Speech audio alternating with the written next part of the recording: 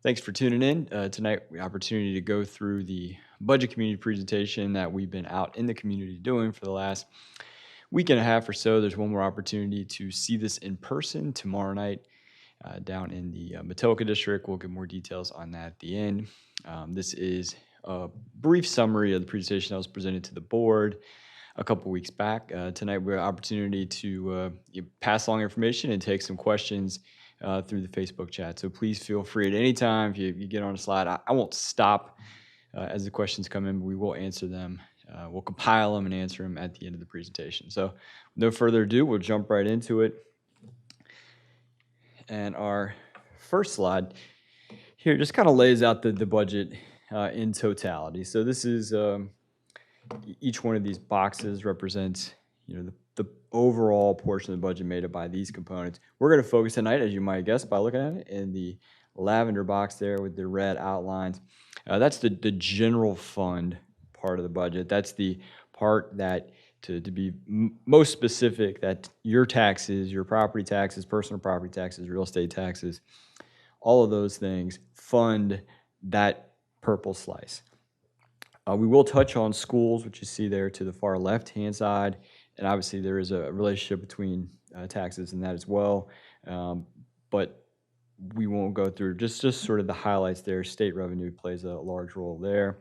You see the third biggest piece, the utility system, that is supported completely by your bi-monthly user fees for water and sewer service. And you see a number of other smaller components of the budget, but just again, to focus the eye in, right around $1 billion, the operating component, we refer to it as a general fund. One other sort of quick housekeeping note, we're talking about FY2025, which for us, our financial year begins on July the 1st. So this board is looking at this budget. Also, that's also worth noting. This is the county administrator's proposed budget, so that's why we're doing this. If you take a step all the way back, the Board of Supervisors has received this proposal from the county administrator. He spent alongside staff and school staff, the previous 3 or 4 months in earnest, developing the plan. They submit it to the Board of Supervisors. The board then turns around for about a 2-week period here in the middle of March where we take specific citizen input in the plan. That culminates this Wednesday in this room, public meeting room down on Route 10. We have the countywide public hearing, so it's an opportunity. Even if you came to one of the community meetings, you can come out and speak to all 5 board members. There's a series of public hearings on each individual component of the budget. So that's really the culmination of that. And then the board has 2 weeks after receiving all of that citizen feedback and their own sort of thoughts and edits to the budget to come up with a final version that they are scheduled to approve on April the 10th. So with that being said, this next chart looks at, again, general fund, so that lavender slice. The central question is, how has it changed over time? In nominal terms for FY25, what's proposed, it's about a 5% increase. What this chart looks at is says, okay, the general fund, growth in the general fund on some level is a product of a couple of primary things: population growth and inflationary components. Even if we don't add any citizens, any customers, any businesses in the course of a given year, just the overall cost of doing business in general goes up each year. Certainly felt those pressures, as have all of you, the last couple of years. So what this chart does is says, okay, let's strip out any growth pressures from inflation, any growth pressures from new customers, and really look at how has the true sort of real cost of government changed over time. You see, really during the late 90s and 2000s, a pretty strong run-up in the cost of government. The county's going through a large growth period then, a lot of expenditures, a lot of kind of just sort of getting up to a full-scale operation. We get into 08 to 12 period of time, the Great Recession, 5 years of declining revenues for Chesterfield County, make some structural adjustments, and then I think also just realizing some of those economies of scale. And then really since the end of that period, 2012, 2013, by and large, be pretty flat somewhere in that $2,100 to $2,300 per capita on an annual basis when controlling for those two factors. So just a little historical sense. And each one of the topics that we're going to go through tonight, starts off each section with a little bit of context, because as we always like to say, budget is not an individual single snapshot. It is a chapter in a much longer story. So how are we going to talk about that lavender slice, the general fund? Well, these are the 5 primary components of it, and we're going to spend time talking about the first 4. The last 4, support functions, and really just a realization that it takes, sort of back office support areas to make all of the rest of these what are more customer facing and more, sort of relatable or touchable components of the budget. To make all that possible, it takes the finance areas and the HR areas and the IT and the county attorney and all of those pieces and parts, purchasing, you name it. The good news here, and really the only note that we're going to touch on for tonight's presentation, is we're able to do all of those support functions on an annual basis for 7 cents out of the dollar. So a relatively small part, our admin cost, our overhead cost, if you will, is only 7 cents on the dollar. And that allows us to maximize resources in these other 4 areas, which we're going to touch on now. So let's look at it in an individual sort of single slice. What is the growth? Where is the growth? Where is the resources being invested for FY25? So you see the top of the slide, our FY24, our current year budget total, $951 million. And then we got some math there in the middle, shown 2 different ways to get us to the 998. So the largest component or contributor to the growth is compensation. For us as a local government, not unlike other levels of government, we are predominantly a people business. We still make house calls.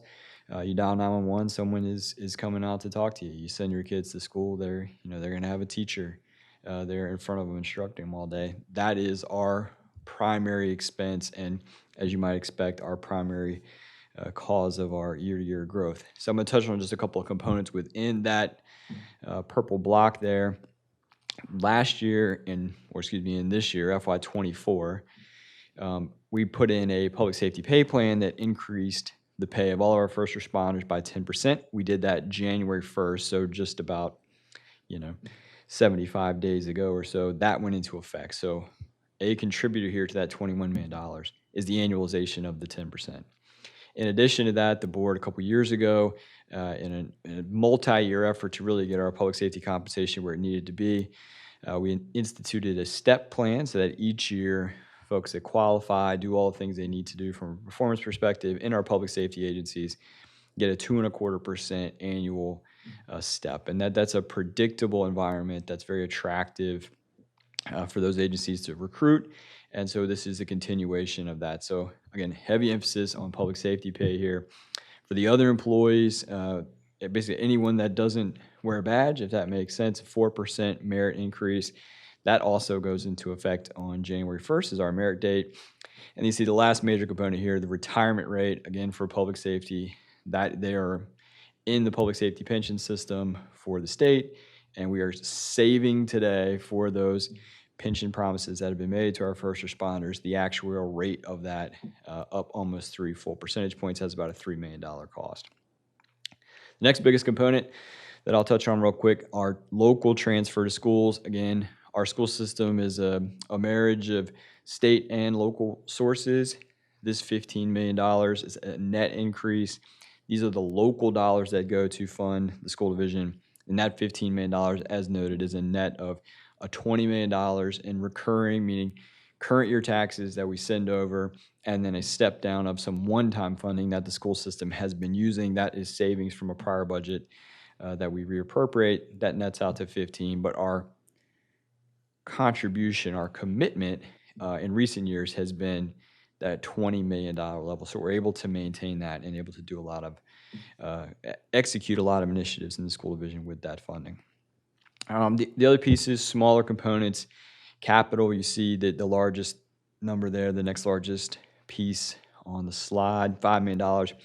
Debt service related to the referendum, we'll touch on that in just a minute. And then the other line I'll point out, contractual increases. Again, these are arrangements that we already have in place that have a CPI component to them, it kicks in this inflationary environment that we continue to find ourselves. And so that collective cost for general government purposes is about $3.2 million. So going back to those 5 boxes, again, we're going to go through those one by one, with the exception of the support piece. The first one, and real heavy emphasis the last several years, is that, as shown on this slide here, infrastructure has become really we've historically been that public safety education community, but I think that the stool has added the third leg, and that's been infrastructure. Heavy emphasis the last 4 or 5 years. And this just goes through some of those milestone achievements that have been put in place just, again, over the last 4 or 5 year period of time. I'll just touch on them very quickly. Historic, largest single investment in the county's history in major maintenance. That's taking care of our existing school facilities that are already on the ground, not adding new ones, but making sure we're taking care of systems in our existing buildings, $58 million. Found an opportunity even during the sort of COVID recession, or trying to figure out what was going to happen there. $130 million set aside to add some capacity and deal with some middle school issues. So that's been a big sort of infusion of capital in the school system in between referendums, which we will continue to look to do. We'll touch on that as we go through the presentation. The largest overall county referendum, $540 million, 375 dedicated to schools. That will put this effort and some of the other pieces of this budget will put 10 schools on the ground over the next 5 years. That's the plan.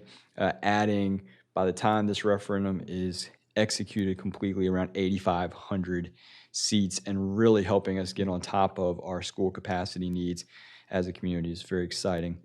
The last one I'll touch on here, the FY2022 utilities fourth water source. Obviously not part of the general fund, as we touched on earlier, but it's worth noting that as part of this infrastructure focus, this will give us, this is a source that we are trying to get in place in the tidal Appomattox that would allow us to have a reliable water source in Chesterfield County, in addition to the 3 that are already in place for the next 100 years. So that really sets us up as a community for, at the end of the day, what is the most precious resource to keep us going. So all aspects of the operation, real big strides in infrastructure the last few years. This budget adds to that recent legacy by proposing that we go out and issue bonds up to or in the range of $300 million that would be dedicated to transportation. And so you see here a couple of projects that would be good candidates for that. The one that's included for sure as part of the package, if approved, would be the next phase of the Powhite. You see there in the red link from where it ends today at Charter Colony Parkway, taking it out to Woolridge Road, which that will be extended through and wrap back around to 288.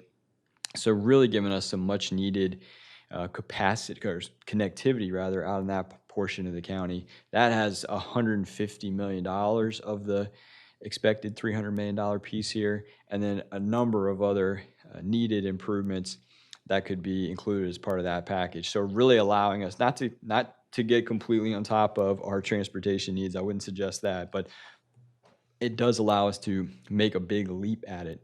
And what's the source for this? The General Assembly established the Central Virginia Transportation Authority back in 21, and it included, as part of that, added to the sales tax rate and the wholesale fuel tax rate. Those increases are already in place. It was the state's way to help localities deal with transportation needs that the Commonwealth was unable to fund. So that's been in place for a number of years, and we get through that mechanism locally about $30 million a year. The idea here is to take a part of that $30 million stream and bond against it so that we can, instead of saving up over time, which we will still do as part of the proposal, but really allows us to get a big injection. This would be the largest transportation package we've ever put out as a local government to take care of some of these outstanding needs. The prices of these projects just continues to go up, so the sooner we can get them on the ground, the better off we are, and still have some sort of cash or pay-as-you-go component to that program. The good news is there's no new taxes. This has already been in place for the last couple of years. We're just trying to leverage it and use it to its full capacity. As I mentioned, the referendum, this is when the citizens go to the ballot box and approve a slate of infrastructure projects. This was done in November of 22. Everything on the far left-hand slide of this slide, every side of this slide in the blue box is already been sold and is underway. Highlights include the replacement Enon Library, the Falling Creek Police Station, which is down at Chippenham and 60, and a number of key Parks and Rec projects. All those are moving along, and then you see the schedule as included as part of this budget for the rest of the referendum projects. We would execute and begin these projects essentially in the sequence that you see in 25, 27, and 29, with all the projects being, again, having sold all of those bonds and begun all of that work by 29. So the message here, very simply, the referendum is on schedule.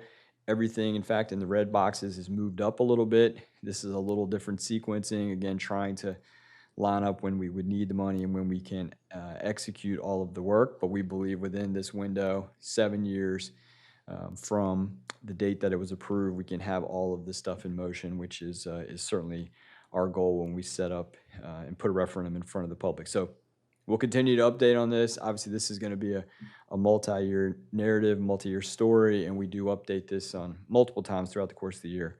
But as part of this plan, these are the projects in here for 25: Ettrick Fire Station, Swift Creek Police Station, and again, some more Parks and Rec work. The referendum, based on the feedback we got, was heavy in the Parks and Rec space.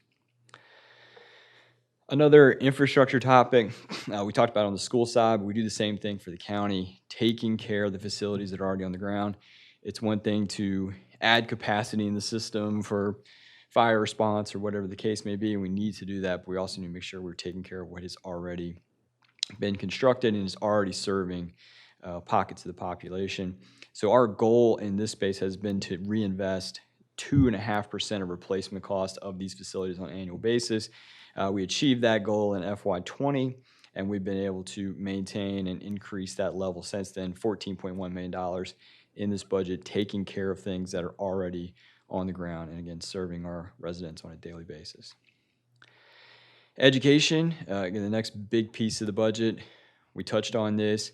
You see those step-ups the last couple of years going up by $18, $19, $20 million. So there's been a real dedication and focus on making sure that we are contributing local resources to take care of the school division. It's helped us institute a teacher pay plan, which we've done over the course of the last couple of years, and has left them in a much better position in terms of recruitment and retention of instructors. And you see, again, the historical growth here. If you go back to sort of 16, 17, 18, those are some leaner years. Budget revenues were very modest, and you see those increases in any given year, $5, $7, $8 million. Really see that step up beginning in 22, and sort of, again, a rededication to education resources, and this budget maintains that momentum. This slide's in here really to just point out a couple of things. County and school administrations and finance teams budget not only for FY25, so that's what you see here. You see a 5-year matrix. So what we say is we budget not only vertically and sort of what's in that FY25 column, but we look at how do we institute initiatives and things that we want to accomplish, but not just do it in a single year where it has cost pressures that may be prohibitive, but also we can anticipate when capital facilities are coming online and those impacts, and it helps us to do that long-range financial planning. So we've been using a 5-year planning framework in Chesterfield County for quite some time. This just points that out and recognizes that the schools have joined in on that the last several years, and it's really helpful to sort of have that roadmap of where we're going. And schools does have some things that we have to be aware of. Adding those 10 schools over the next 5 years, that a lot of those come with new operating costs. It is our intention to open a new high school in the western area of the county. That in and of itself has about a $3.5 million price tag. Using a framework like this allows us to stay on top of those items and make sure that we are planning effectively and not layering in other initiatives. Again, that will make a year-to-year budget growth number something that we can't attain. Public safety, again, one of the 3 legs of of our stool. Here's the historical look at that. Similar sort of slope to these curves. Again, FY18, 19, relatively modest growth. We've had some more revenue the last several years. You see the spending on the left-hand side and the FTE count on the other side. The primary recipient of the FTEs has certainly been the fire service the last couple of years. 48 firefighters injected into the system over the last couple of years to try to cut down on minimum staffing levels. Minimum staffing just meaning sort of overtime that was required. If they have a post that's empty, they can't just leave it that way for any given day. They have to recruit somebody back in to fill that. So we've injected, even without opening a new station, and making sure that manpower is sufficient to be there to answer all of those calls. So you see sort of what that has caused in terms of the shape of these curves. Suffice to say, public safety, education infrastructure have been the predominant targets of our budget investment over the last couple of years, and that certainly continues with FY25. Little different focus this year, more resources in here for the sheriff's department. And you think of sheriffs, first off, some people say, well, I don't know why you have a sheriff's department and a police department. That's a question that we've gotten, just being out in the community the last couple of weeks. And just background information, sort of the sheriff's responsibility is taking care of the jail, the inmates, the court system. So you can kind of think of it, the police is out there on the enforcement side of things, then they hand it over to the sheriff. They will take someone that goes into custody, control of that individual, walk them through the justice process. So that's kind of how that's divvied up. But in addition to that, our Sheriff Carl Leonard offers a whole variety of services, everything from using inmates that might be staying there to go out and do community cleanups. He has a crew that works out in each of the magisterial districts. You probably have seen, he runs a drug treatment and substance abuse clinic and program inside the jail that has been really renowned all throughout the country, and he has gotten to travel and talk about that. But it's become really a model program throughout the country. So it's certainly does those core functions, does them very well, but does a variety of other things. And I think this budget tries to recognize that by taking and making investments in a variety of areas. You see the largest one on here actually is contractual increases for the medical contract for the jail. We want to make sure the folks that are in our custody in the Chesterfield County Jail have the best medical care possible. And so you see a further investment in that line item. Talk about public safety. We think police, fire, and hopefully sheriff, but that justice part of the system has a whole variety of players. And you see the word cloud over on the right-hand side, just to sort of reiterate and remind folks that when we say public safety, it isn't really just those first responders that you might interact with. It's the magistrate and the clerks and the community correction, the Commonwealth attorney. And so in addition to making some targeted investments in the sheriff's office, this budget says, well, we need to make sure that we are being good partners in these justice functions. So you see some resources for Commonwealth attorney and circuit court clerk in particular. It's an entire system that makes it work, and you have to be attentive and invest in all portions of it to make sure that it's working properly.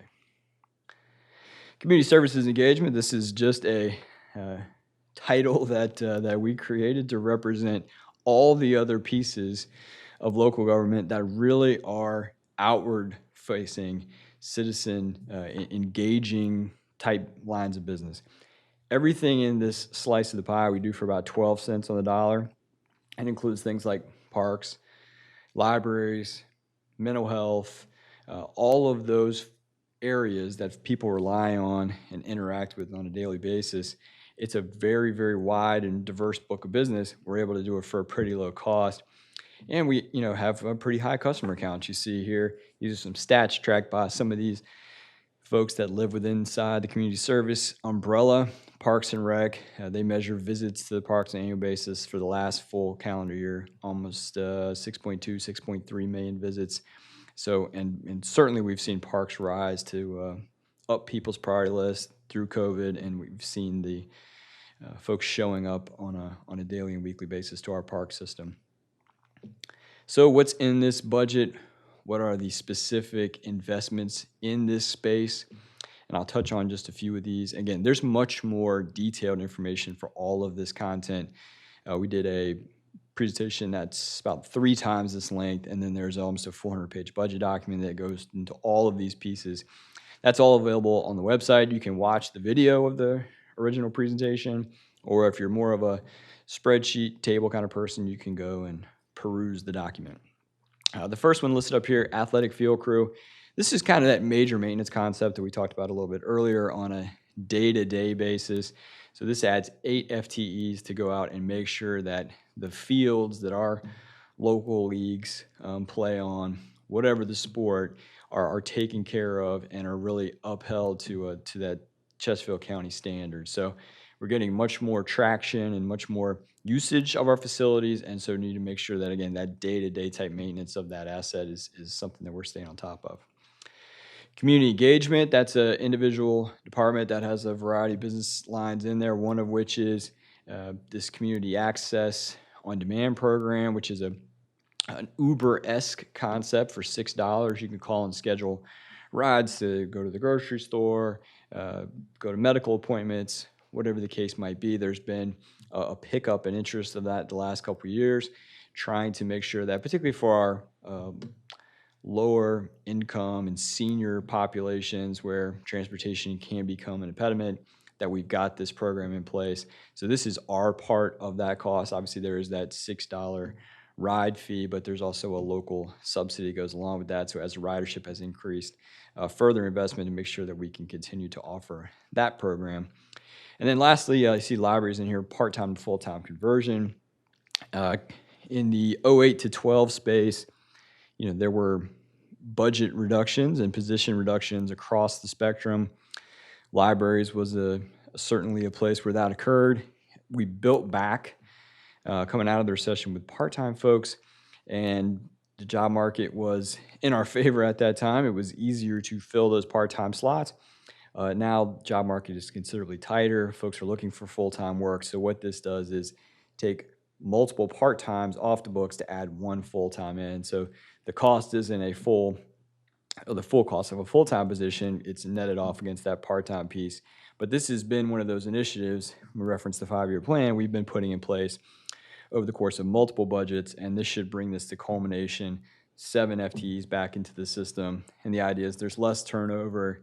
You visit your local library, you recognize the faces in there. It'll help them from a recruitment perspective, and ultimately, we think better customer service having those full-time folks in those buildings. So those are the main, again, pieces of how we spend the revenues we're entrusted with on an annual basis, but that is the reality. All of this is paid for by the citizens and businesses of Chesterfield County. And so let's take a little bit closer look at that on the revenue side of the house.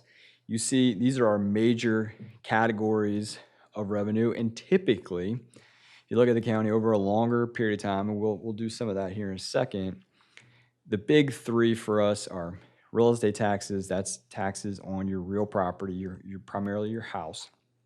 Local sales tax, you go to the Target, that's the 1% local tax that you'll pay there, comes back to us as a revenue for general operations. And then personal property, again, is on your cars, motorcycles, boats, RVs, those types of things.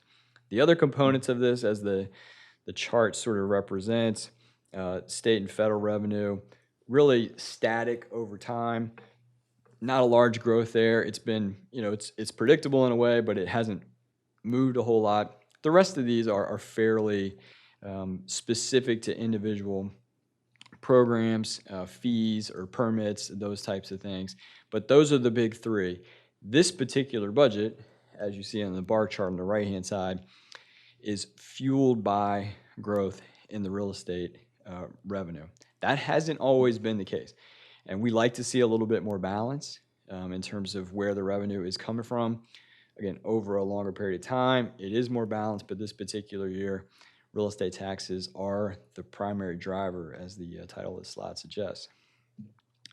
So that's the revenue side of it. What's the rate? This is, again, historic context. Take a longer look. Back in '97, the real estate rate in the county was $1.09. You see during that run up in growth and spending, pretty sharp decline in the real estate rate over this entire series here, almost 30 years. Only one time did the rate go up in 2015. That's after a prolonged period of revenue declines and then some stagnant revenue coming out of the recession. Then it was returned back to 95 cents in 2018. And then as real estate values have shot up the last couple of years, the board has endeavored to lower the rate even further. So it was 95 in 2001, tax year 2021 rather, and 5 cents cut off of that. This budget is proposed at 90 cents. So you see an overall downward trajectory in the rate. Staying in that real estate space, it's been very important to the board as of late to make sure that as home values go up and inflation has been as sticky as it has, that we are maintaining the integrity of our senior tax relief program. So this shows the trajectory, again, historical context of the resources we've invested in tax relief for seniors. This also has the veteran component embedded in it. But the idea on the senior front is to make sure that folks that are on a fixed income, sort of the lower end of the scale, that they can stay in their house, or that we are doing our fair share to lighten that load for them. It's income or means tested. You see the breakdown in the bottom right-hand corner. We've increased the eligibility criteria in this program by 20% over the course of the last 3 years, trying to keep up primarily with Social Security income increases. So as the federal government decides what those increases are, we've automatically raised the criteria in this program to match it so that someone isn't knocked out of the program or knocked down a tier just based on that particular income. So this budget continues that effort, as well as makes the adjustments that are listed up there in the 4 bullet points. Removing the cap on relief. There's a $3,000 cap. You can't receive more than that today. That would go away. Eligible acreage that's included in your consideration. Right now it's at 1 acre. That would bump up to 10. And then the net worth limit from $392,000 to $500,000. And again, those criteria that are all part of the senior program haven't been adjusted in quite a few years. So this takes a more holistic view of our very valuable program for our senior residents. Personal property, again, this is on cars, trucks, motorcycles, all those kinds of things. And this has been a wild ride. Don't like to continue to talk about COVID, but values shot up far outside of our control. Supply chain issues, we all remember driving around during the height of COVID, car lots were all but empty. Couldn't get the components for them. Natural supply constraint, or an unnatural supply constraint, I guess, depending on how you look at it. And so it drove the overall value of cars, even a used car, an older car, just because they were more scarce than they had been. So typically this is a fairly static revenue. That's the growth in here is more so the byproduct of population growth and just natural replacing of vehicles. An older car gets replaced by a newer one, and so you get an injection of value into the portfolio. The last few years, all those rules have been thrown out of the window. And you can see here, they're coming back to more normal levels. We're projecting in this current year about $108 million. So this, when we talked about at the beginning, 3 big revenue sources. Real estate's doing well. It's a plus contributor to the bottom line. Personal property, you really haven't seen that the last few years because of the digestion of the bubble in car values. Sales tax, same kind of thing. Real strong growth there. This chart, if you can't see it, starts in January of 2020. COVID was, oddly good to sales tax, folks staying home, shopping local, all of those factors. But you see that pattern of sustained, almost double-digit year-over-year growth sort of start to tail off beginning of 2022, and it's just been more volatile since then. The holiday figure, just as measured by December sales, down 2.5%.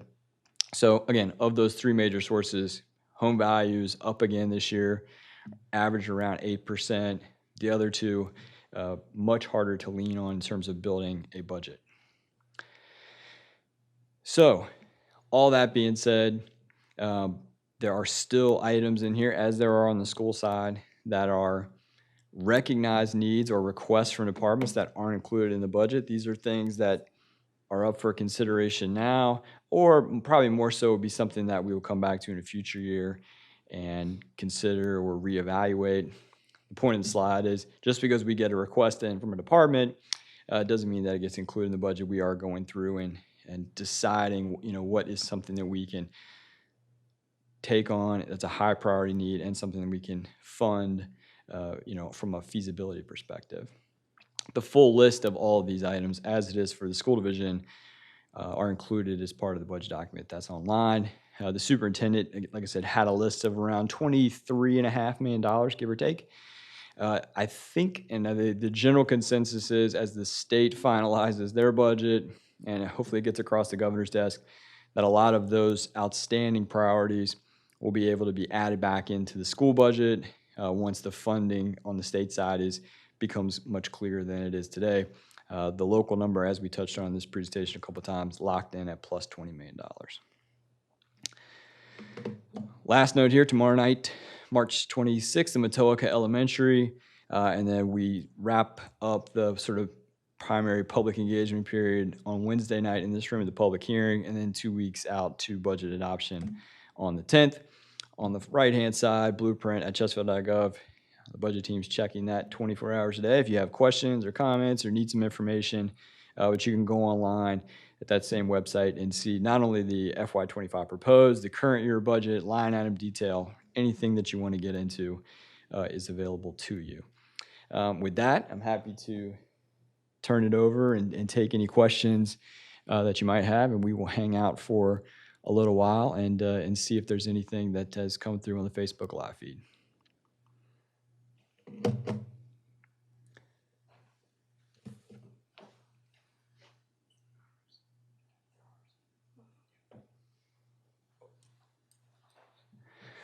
Sorry, I don't have the questions don't pop up right in front of me, so I'm leaning back to my my budget right hand here to help me. The first question that we've got is, why do we use a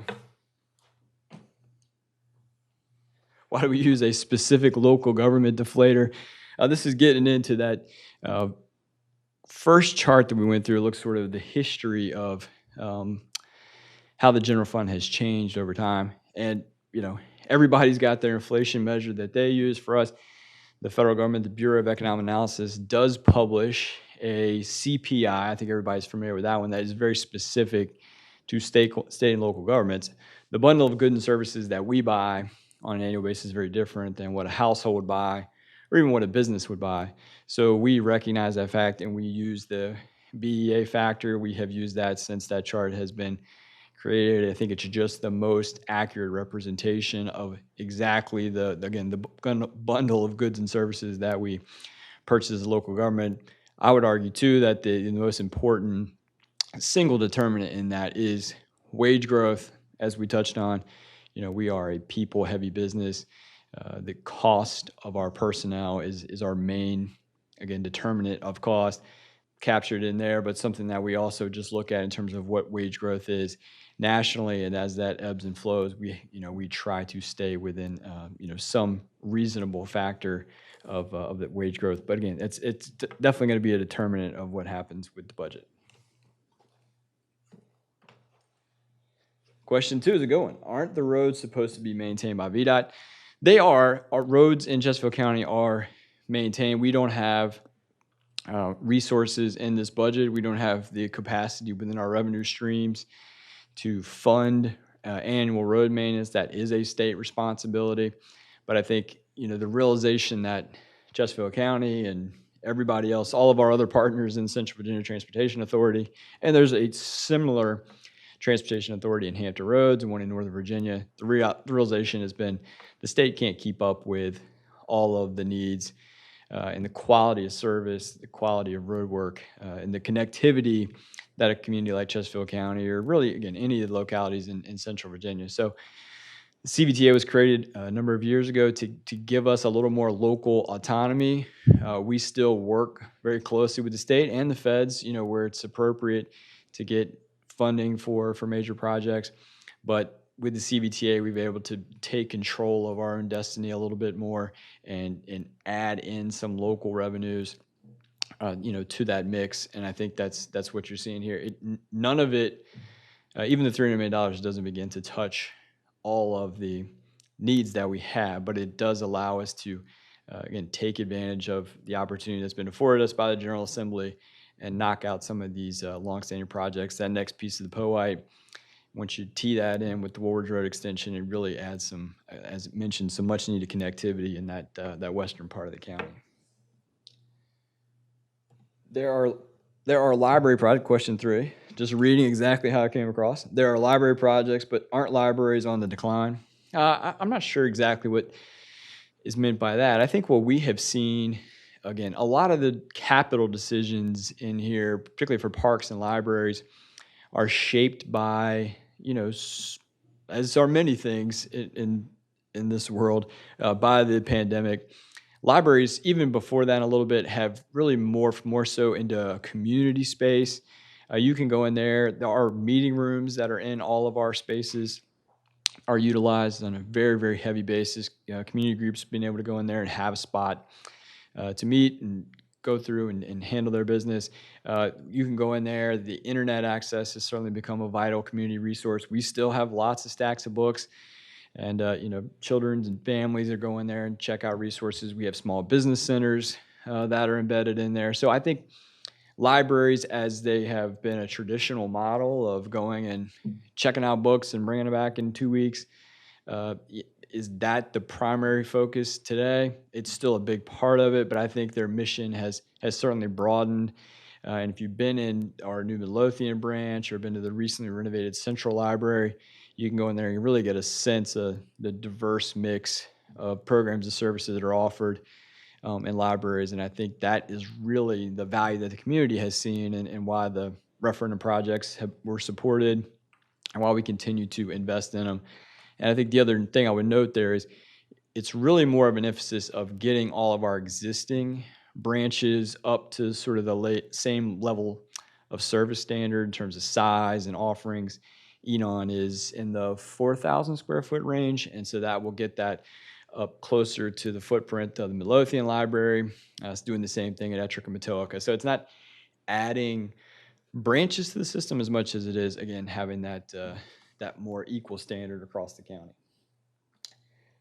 Next question up, is a restaurant tax being considered for our budget shortfall? I believe there's a restaurant tax in Richmond and Henrico. Well, a couple of pieces of that question. No, there's no meals tax included as any part of this budget.